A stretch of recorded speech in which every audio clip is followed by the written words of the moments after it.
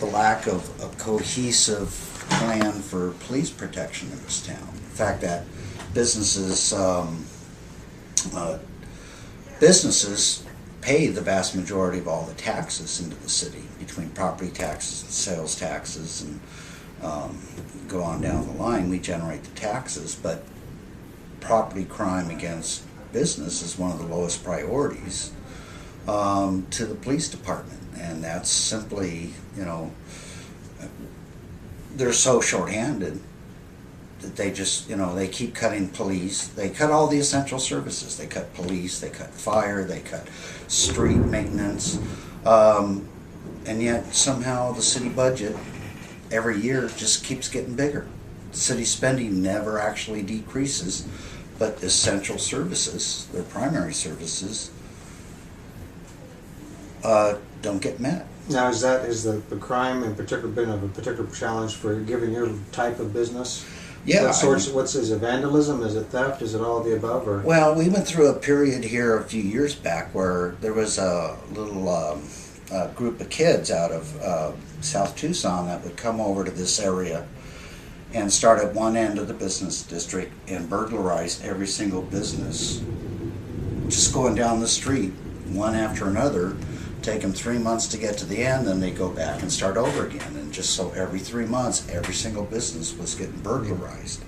And how has that impacted the rates? Because the cost of doing business, I think sometimes elected officials don't recognize everything that goes into that cost of doing business. The cost of your insurance going up because of property crimes, or the cost of cleaning up vandalism, or, you've got a significant amount of equipment that's associated with your business. The cost of having to repair those trucks if they're hitting potholes on bad streets. The condition of the streets is that we've got the trash business, but we start out in the street sweeping business, and the condition of the roads is so bad, is just so horrendous, that you get out there and we get contracted to go out and do a pre-sweep in front of some paving company that are going to resurface a road. And the amount of debris that we're pulling on residential roads, basically we're just pulling up the road. It's just, the asphalt is disintegrated. The potholes, you get into one of those big trash trucks or one of those street sweepers, 15-20 miles an hour, and you hit a pothole and it just tears the trucks apart.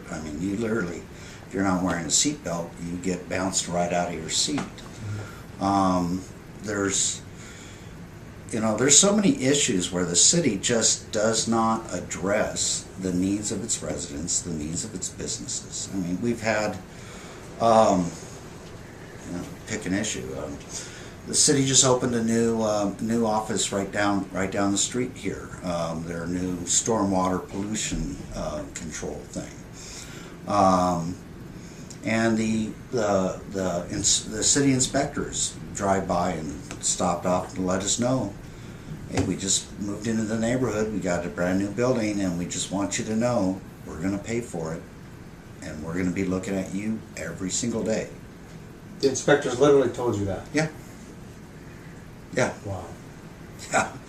They plan to pay for their new building and their new positions by finding any excuse they could find to fine businesses. Well, I guess the upside, Paul, to that is at least somebody at the city recognizes that business does pay the freight, huh?